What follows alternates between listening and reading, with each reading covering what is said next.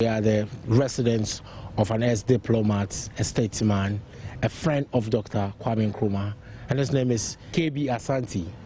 Good afternoon, sir. Good afternoon. Sir, I mean, you are 90 today, and Nkrumah is 105 today. How did you meet? How did it all started? Actually, it started through George Padmore, I mean, the West Indian Caribbean writer and so on. I was involved in politics when I was a student in England, and I read his books and I knew a lot about African politics. So I was in charge of the Ghana embassy in Tel Aviv, Israel, when George Padmore was here in Ghana at independence, in charge of the Bureau of African Affairs, and he was a good confidant of Kwame Nkrumah. He came to Tel Aviv on official visit, and as the charge d'affaires, I looked after him, and we became very friendly. So he told me that I should come home with my knowledge, what I knew about politics and African affairs. I should come to Ghana to help them. And so when he returned to Ghana, he would tell Kwame Nkrumah for me to come back. Of course, I wasn't very keen on going back because life was much more interesting and easier in Tel Aviv. But he did. And therefore, soon after he arrived, I got a formal letter to wind up and come to Ghana. I told them I need a few weeks to do one or two other things. So at the end of that, I returned to Ghana, and I started working at the African Affairs Department of the Foreign Ministry. Then Nkrumah called me to come to his office. I went there.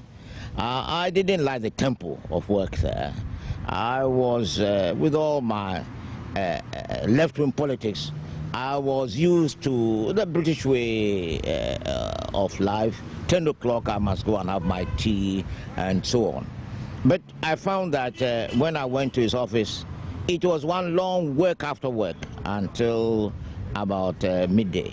So I went back to the foreign ministry. Then twice. Then one day he called me, he said, "You are not going to the foreign ministry again. You sit here and work. This is your office." And so I wasn't actually properly transferred or anything of the sort. So I went to his office and I worked with him on African affairs through the Casablanca group. The first big one was a Casablanca meeting in Casablanca when King Hassan was president. Yes. So. But, I mean, looking at Nkrumah, who would you say he was? I mean, some have described him as being ahead of his generation. Some have also said that, look, this is a gentleman who really he was selfless. He didn't really think much about himself and was thinking about the collective good of Africa. Adding on to that, do you think that his decision at the time that he took those decisions were realistic? I think these decisions were correct at the time, realistic. Now, for example, let's take one, African unity. He believed in African unity, but he thought he should start with West African Union. So if you remember, he forged the Ghana-Guinea-Mali Union, and he was in the process of getting Upper Volta, now Burkina Faso, to join, and even Houphouët-Boigny. I was asked to go and do a few things about that. Then he suddenly changed, and he said he wanted African unity now, and that it was not necessary to wait for the regional organizations to crystallize before having African unity. He even, and then I remember discussing this with him and said, but you said this the other day. Then he said, "Asante, only a fool doesn't change his mind." The situation... He said that? Yes. He said the situation has changed, and if you allow what is happening to go on, whenever a new state is born, they would start thinking about the flag, about national anthem, about the old nationalism, and it would be difficult for them to think seriously about African unity for a long time. So let's have the African unity as a central theme for which all African nations could rally around. being a diplomat at that time and working with Nkrumah and what you say, did you think, I mean, people really bought into his ideas? Because look at, I mean, you are going to contend with 52 other states in Africa, and you think people are going to just give up their territories? How did it come to you? I mean, as a young man. As I said, I was involved in I took interest in politics even when I was a student, and I became an avowed socialist. I was secretary of the Socialist Society of my university and so on. And I think I was lucky enough. I met some of the great men of the movement, and I bought into the ideas. So I believe that Africa at that time could come together to be a great nation together, that we have been divided into so many ethnic groups have been divided and so on. And if we didn't come together earlier, rather ethnicism will rear its ugly head and so on and so forth.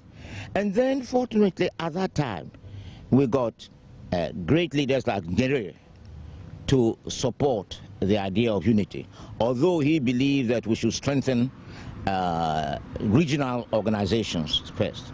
And that in that area, he had a strong disagreement with Nkrumah. What would you say was the relationship between Nkrumah and somebody like Haile Selassie, I mean, of Ethiopia? It was, I think, a very a relationship where each respected each other.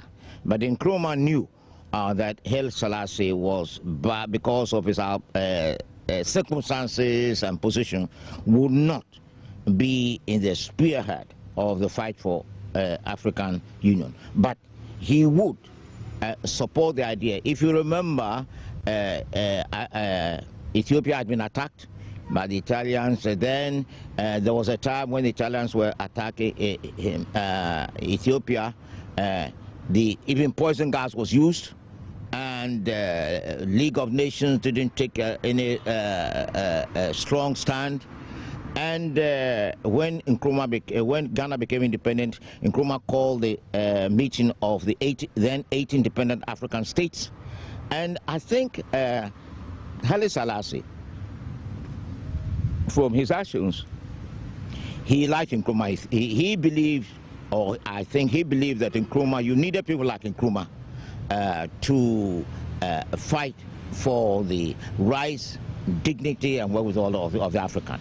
So he ultimately, when we met, he supported Nkrumah, but he didn't take a leading role in the fight. But my view was that he thought Nkrumah's ideas were necessary at the time, and it would help Africa to become the big and respectable entity in world affairs, which is.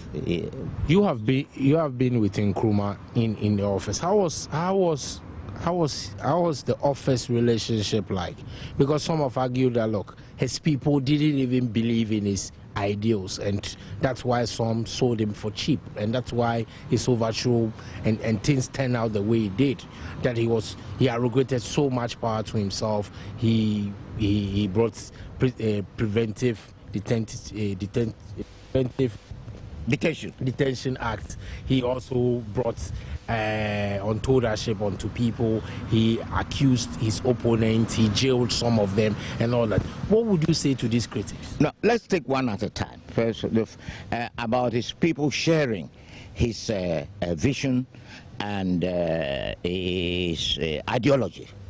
Now, as for it's difficult for vision to be shared by many. There should be one leading light. And there were quite a few who... people working with him who doesn't believe in his vision necessarily. Yes, but, you know, perhaps that was why some of us survived in his office. In his office, we had 3 gates in this, where he worked. We were 3 Ghanaians. I was a small boy amongst them. We had Enoch Okun, who was secretary to the cabinet and head of the civil service. We didn't have all these 1,001 offices which we have now. Frankly, I don't know what they do, and I think that's part of our problem. Okun was head of the civil service and secretary to cabinet. He could, after cabinet meetings, ring the principal secretary and find out and tell him that this has been decided. Minister, how are you getting on with it? Have you been briefed by your minister and so on? And then he could ring the minister and say, now we are discussing this matter, blah, blah, blah. The next cabinet meeting, have you got the papers? That sort of thing. So he was, many think that those two posts should be separated. I don't believe it. Maybe things have changed and therefore they should be separated. But at that time it was necessary. So now you couldn't do all that without sharing his ideas and vision. And that was what happened. Dayanan was ambassador special duties. He dealt